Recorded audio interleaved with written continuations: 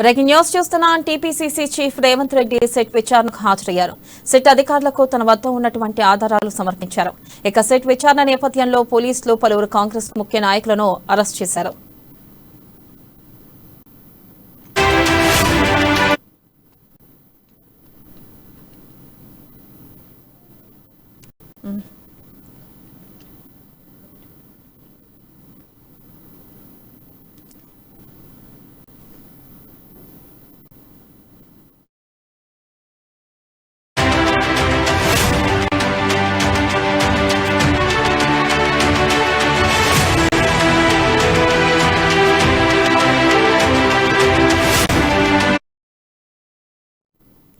Set విచారణ ముగించుకుని బయటికి వచ్చిన రేవంత్ మీడియాతో మాట్లాడుతున్నారు. లైవ్ ద్వారా చూద్దాం.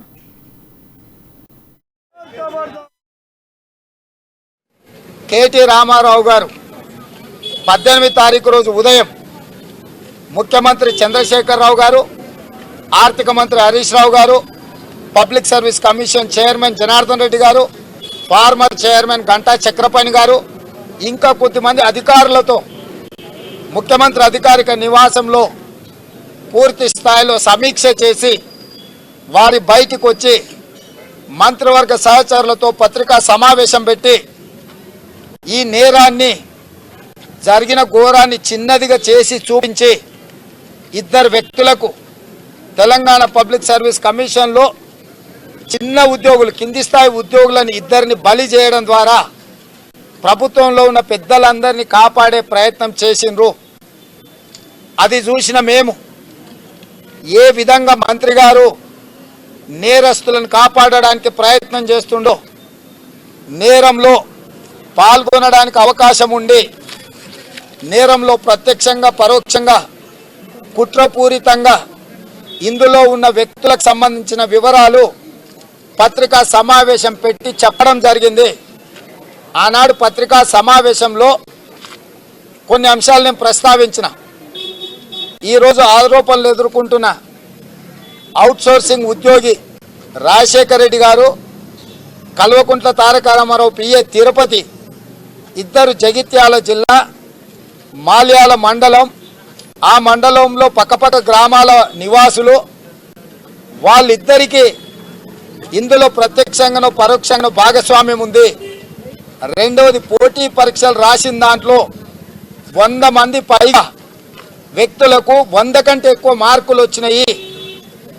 మామూలుగా 2-3 ఏళ్ళు 3-4 ఏళ్ళు చదివితే కూడా 80-90 మార్కులు రావడము చాలా కష్టము. ఇందులో 150 మార్కులకు గాను 80 నుంచి 90 మార్కులు సాధించడమే చాలా కష్టతరం.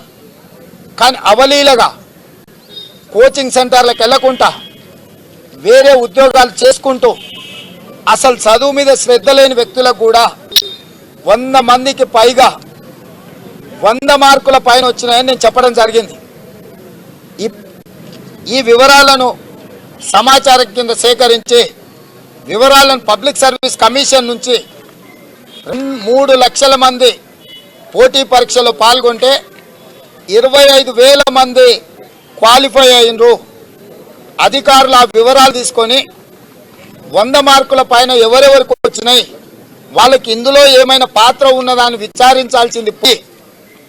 మమ్మల్ని నువ్వు మాల్యాల మండలంలోనే 100 మందికి మార్కులు వచ్చినాయి, 100కు పైగా వచ్చినాయి, నీ దగ్గర ఏ సమాచారం ఉంది, నువ్వు ఎందుకు అట్లా మాట్లాడినావు అని చెప్పి ప్రభుత్వం ఒత్తిడి తీసుకొచ్చి లక్షలాది మంది విద్యార్థుల తరఫున కొట్లాడుతున్న మమ్మల్ని బెదిరించే ప్రయత్నం రాష్ట్ర ప్రభుత్వం చేసింది. సెట్ ద్వారా మాకు నోటీసులు ఇచ్చి మమ్మల్ని ఇక్కడికి రప్పించి ఇక్కడ వస్తున్నప్పుడు కూడా పోలీసులు నిర్బంధించి మమ్మల్ని ఇబ్బంది పెట్టడం ద్వారా ఈ జరిగిన ఘోరాన్ని ప్రశ్నించకుండా ప్రతిపక్షం గొంతు నొక్కి మమ్మల్ని భయపెట్టే ప్రయత్నంలో భాగంగానే సిట్ అధికారులు నాకు నోటీస్ ఇవ్వడం జరిగిందని కాంగ్రెస్ పార్టీ భావిస్తుంది.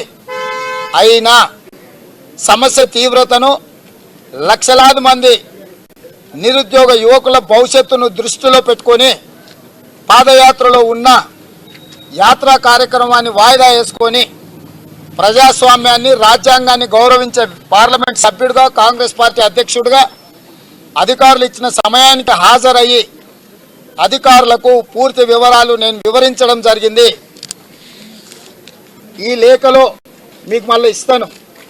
ఇందులో వాళ్ళు ఇచ్చిన నోటీస్ మీద నా రిప్లై, నాకున్న అభిప్రాయాలను, నాకున్న సమాచారాన్ని ఏఆర్ శ్రీనివాస్ గారు ఈ సిట్టుకు నాయకత్వం వహిస్తున్న ఐపీఎస్ అధికారి గారికి పూర్తిగా వివరాలు అందించడం జరిగింది. రెండవది,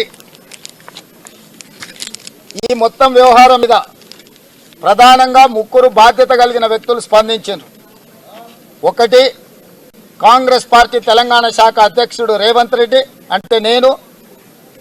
రెండు, భారతీయ జనతా పార్టీ తెలంగాణ అధ్యక్షుడు బండి సంజయ్ గారు, ఆయన కూడా నాతో పాటు పార్లమెంట్ సభ్యుడు. మూడు, కల్వకుంట్ల తారక రామారావు గారు, ఎమ్మెల్యే, ఐటీ మంత్రి, తెలంగాణ రాష్ట్ర సమితి కార్యనిర్వాహక అధ్యక్షుడు.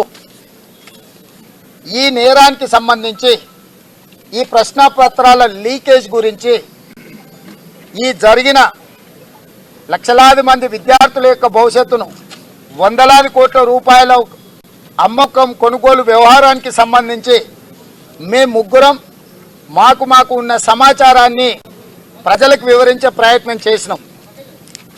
దురదృష్టం, ఈరోజు అధికారి కాంగ్రెస్ పార్టీకి, బీజేపీ పార్టీకి సంబంధించిన అధ్యక్షులకు నోటీసులు ఇచ్చి అసలు నేరస్తులను పట్టుకోవాల్సింది వదిలేసి బాధ్యతతో కూడుకున్న అధికారిక నివాసంలోనే నిర్దిష్టమైన సమాచారాన్ని పత్రికల ముందు ప్రస్తావించిన కేటీఆర్కు నోటీస్ ఇవ్వకుండా నాకు, పక్క పార్టీ అధ్యక్షుడికి నోటీసులు ఇవ్వడం ద్వారా ఈరోజు మమ్మల్ని భయపెట్టే ప్రయత్నం ఈ అధికారులు చేసిండ్రు. అందుకే అధికారులు ఒకవేళ కేటీఆర్ మాట్లాడిన ప్రెస్ మీటు సమాచారము, కేటీఆర్ దగ్గర ఉన్న సమాచారానికి సంబంధించి వీళ్ళ దగ్గర సమాచారం ఉందో లేదో, లేకపోతే మా దృష్టికి రాలేదు కాబట్టి మేము అడగలేదు అంటారేమో అని స్పష్టంగా 3 పేజీలలో కేటీఆర్ గారు ఎప్పుడెప్పుడు ఏమేమి మాట్లాడిండు, ఎక్కడెక్కడ మాట్లాడిండు, వాటికి సంబంధించిన వివరాలు, వారు మాట్లాడింది ప్రముఖంగా పత్రికలలో TSPSC leak, KTR claims BJP ploy అంటే వాళ్ళ బాధ్యత అని. అదేవిధంగా దీంట్లో సిస్టమాటిక్ ఫెయిల్యూర్ కాదు, ఇది ఓన్లీ 2 ఇండివిజువల్స్ అని చెప్పింది. ఇంగ్లీష్తో పాటు ఒకవేళ అధికారులు మళ్ళీ ఇంగ్లీష్ విషయంలో ఏమైనా మాట్లాడతారేమని ఆయన మాట్లాడిన బీజేపీ కుట్రకోణం ఇందులో అని చెప్పిన వివరాలు, అదేవిధంగా నాకేం సంబంధం, ఎందుకు రిజైన్ చేయాలి, కామన్ సెన్స్ ఉందా అని కింద ఇద్దరే వ్యక్తులు, టీఎస్పీఎస్సీ అద్భుతంగా చక్కగా పనిచేస్తుంది, ఈ పరీక్షలంతా ఇచ్చేయము అంటే తను ఏ రకంగా ఇద్దరు వ్యక్తుల తప్పిదాన్ని వ్యవస్థకు ఆపాదించొద్దు అంటే ఇద్దరు వ్యక్తులే నేరం చేసిండ్రు. ఆ ఇద్దరు